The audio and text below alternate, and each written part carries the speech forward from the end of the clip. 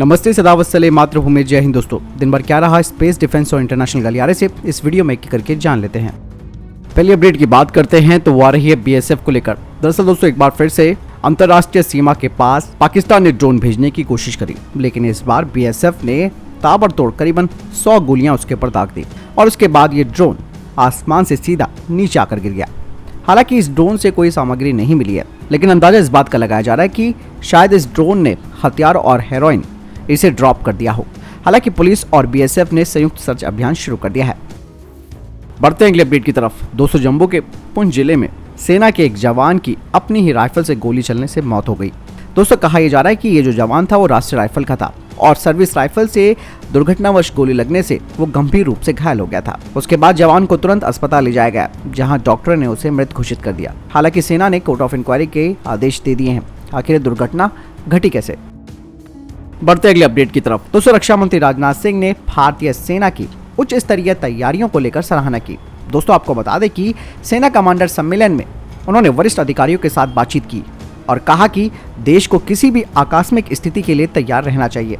आपको मालूम है कि सेना कमांडरों का 5 दिनों का सम्मेलन शुरू हो चुका है, जिसमें मौजूदा सभी पहलुओं के ऊपर और साथ ही साथ चुनौतियों पर विस्तृत चर्चा की जाएगी। बढ़ते हैं अगले अपडेट की तरफ। गृह मंत्री अमित शाह ने इंटेलिजेंस ब्यूरो के अधिकारियों के साथ बैठक की है। कहा यह जा रहा है कि इस बैठक में ये जो वाम उग्रवादी हैं, इसके अलावा आतंकवाद का मुकाबला, सीमा मुद्दों, साइबर सुरक्षा और तकनीकी अपग्रेडेशन जैसे मुद्दों पर विचार विमर्श किया जा रहा है।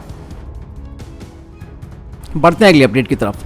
दोस्तों, विदेश मंत्री एस जयशंकर ने कहा कि भारत और रशिया वार्षिक सकल कारोबार में $30 अरब का लक्ष्य प्राप्त करने की तरफ आगे बढ़ रहे हैं। साथ ही एस जयशंकर जी ने बताया कि दोनों देशों के बीच सहयोग में स्थिर रूप से प्रगति हो रही है और भारत और रशिया का आर्थिक सहयोग भी एक लंबी दिशा और स्थिरता की तरफ बढ़ता जा रहा है और इसे टिकाऊ बनाए रखने के लिए संतुलन की आवश्यकता है। आगे विदेश मंत्री जी ने कहा कि रूस से तेल खरीदना भारत के लिए फायदेमंद है और भारत ये खरीद जारी रखेगा। उन्होंने बताया कि वैश्विक ऊर्जा बाजारों पर दबाव बना हुआ है, इसीलिए तेल और गैस का तीसरा बड़ा उपभोक्ता होने के नाते भारत को किफायती स्रोतों की आवश्यकता है, क्योंकि देश की आय बहुत अधिक नहीं है। दोस्तों, अब कहा जा रहा है कि राफेल का आखिरी विमान 15 दिसंबर तक भारत पहुंचेगा। बता दें कि इस विमान में इंडिया स्पेसिफिक एनहांसमेंट किया गया है।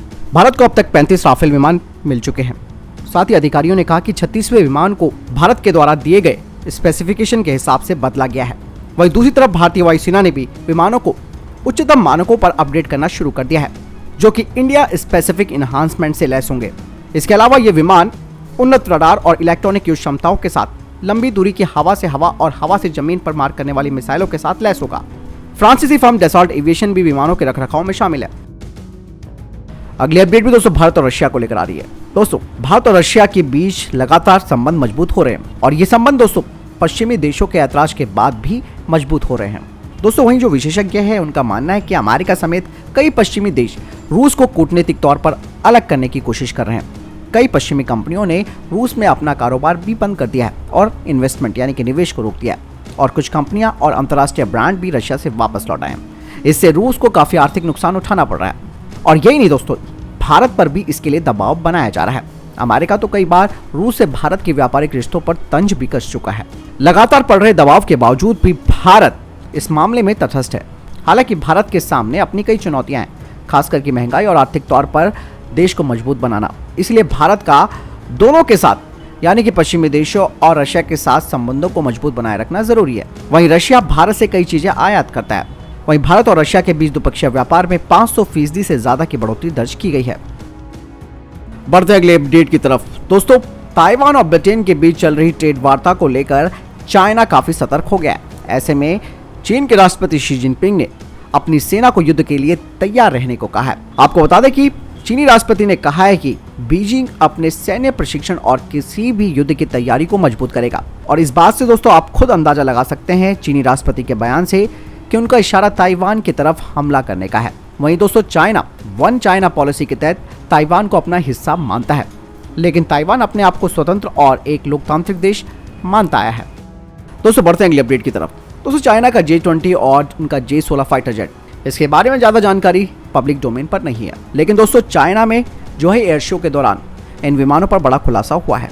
चीन के पास कम से कम 200 से ज्यादा J-20 और 240 से ज्यादा J-16 फाइटर जेट है। चाइना का मानना है कि उनका J-20 स्टेल्थ विमान है। वहीं दोस्तों चाइना के विशेषज्ञ भी इस बात का खुलासा कर चुके हैं कि चाइना के पास बड़ी मात्रा में विमान मौजूद है। आपको मैं बताना चाहूंगा कि चाइना के इन फाइटर विमानों की तुलना अक्सर अमेरिका के F-35, F-15 और राफेल फाइटर जेट से होती है। वहीं डिफेंस एक्सपर्ट्स का भी कहना है कि जिन विमानों को एयर शो में पेश किया गया है वो चौथे प्रोडक्शन बैच के 69 और 70 नंबर के विमान है। इससे पहले यह कहा जाता था कि चाइना के पास कम संख्या में J-20 विमान है। यानी डिफेंस एक्सपर्ट्स का मानना है कि चाइना के पास कुल 208 J-20 विमान है और चाइना ने इनमें अपना स्वदेशी इंजन लगाया हुआ है। वहीं J-16 फाइटर जेट को 2015 में चाइना ने अपनी वायुसेना में शामिल किया था। ये चीन के फाइटर J-11B और रशिया के सुखोई 30 MKI सीरीज विमानों पर आधारित है और ये दोनों ही विमान रूस के सुखोई 27 फ्लैंकर इंटरसेप्टर पर आधारित है। चाइना ने J-16 का इलेक्ट्रॉनिक वर्जन भी बनाया है जिसे J-16D नाम दिया गया है। चीन के इन घातक विमानों के खुलासे से अमेरिका और भारत की टेंशन बढ़ सकती है। लेकिन दोस्तों टेंशन हमारी क्यों बढ़ेगी? इस बारे में कोई दो राय नहीं है कि चाइना के फाइटर जेट पश्चिमी देशों के मुकाबले आज भी कमजोर हैं। बढ़ते अगली अपडेट की तरफ जो कि अमेरिका से आ रही है। दोस्तों आप सबको मालूम है कि यूक्रेन के पीछे अमेरिका खड़ा है। ऐसे में दोस्तों रूस के बेहद खास दोस्त भारत के साथ अमेरिका ने काम करने की इच्छा को जाहिर किया है। अमेरिकी विदेश विभाग के प्रवक्ता ने बताया कि भारत के विदेश मंत्री एस जयशंकर ने जो कहा है वो कुछ मायनों में संयुक्त राष्ट्र में जो भारतीय प्रधानमंत्री ने कहा था और जो हमने सुना था वो उससे अलग नहीं है। अब ये बात साफ कर दी जाती है कि युद्ध का युग नहीं है। यानी कि दोस्तों अमेरिका भी मान गया भारत की बात को कि युद्ध का युग नहीं है। ऐसे में अमेरिका ने कहा कि हम भारत के साथ आर्थिक और सुरक्षा संबंधों के साथ साथ सैन्य सहयोग सहित कई क्षेत्रों में अपनी साझेदारी को और गहरा करना चाहते हैं। ऐसे में दोस्तों अमेरिका भारत पर तंज भी जरूर कसता है रशिया के साथ दोस्ती को लेकर। अमेरिका ने कहा कि ऐसे कई देश हैं जिन्हें इस बात का एहसास हो गया है कि रशिया ऊर्जा या फिर सुरक्षा का एक विश्वसनीय स्रोत नहीं है। साथ ही उन्होंने कहा कि भारत को भी रशिया से अपनी निर्भरता को कम करना होगा क्योंकि हमने रशिया की रणनीति को अब जान लिया है। हालांकि दोस्तों अमेरिका को ये बात मालूम है और उन्होंने ये बात कही भी है कि भारत और रशिया के बीच संबंध ऐसे संबंध है जो दशकों पुराने हैं। हालांकि अमेरिका ने कहा कि जिस दौर में भारत और रशिया के संबंध प्रगाढ़ हो रहे थे उस दौर में हम भारत के साथ आर्थिक भागीदार, सुरक्षा भागीदार और सैन्य साझेदार बनने की स्थिति में नहीं थे। लेकिन अब हालात बदल चुके हैं और हम सब कुछ करने के लिए तैयार हैं। वहीं भारत साफ तौर पर कह चुका है जहां तक बात ऊर्जा की है या फिर तेल की है हम रशिया से खरीदते रहेंगे। बढ़ते अगली अपडेट की तरफ जो कि रूस यूक्रेन युद्ध को लेकर आ रही है। दोस्तों रशिया को यह बात पूरी तरीके से मालूम चल चुकी है कि पश्चिमी देश यूक्रेन की मदद कर रहे हैं और उसे लगातार हथियार दे रहे हैं। ऐसे में रशिया को काफी मुश्किलों का सामना करना पड़ रहा है। अमेरिका और पश्चिमी देशों की तरफ से मिले हथियारों की मदद से यूक्रेन ने रूसी हथियारों का जमकर मुकाबला किया। लेकिन अब रशिया अपने हथियारों के जखीरे में बढ़ोतरी कर रहा है। कहा जा रहा है कि इस साल के अंत तक रशिया ऐसे 10-2 का परीक्षण कर सकता है जो कि इंटरकॉन्टिनेंटल मिसाइल है। इसकी रेंज 18,000 किलोमीटर तक है। बढ़ते अगले अपडेट की तरफ। दोस्तों इसरो कर्नाटक के चित्रदुर्ग जिले में अंतरिक्ष परीक्षण रेंज से RLV-TD का पहले रनवे लैंडिंग का परीक्षण करने के लिए तैयार है। इस बारे में इसरो के अध्यक्ष ने कहा कि मौसम पर नजर रखी जा रही है और अगर मौसम ठीक हो जाता है इसलिए हम इंतजार कर रहे हैं कि हवा और अन्य प्रणालियां अनुकूल हो जाएं और हम जल्द ही इसका परीक्षण करेंगे।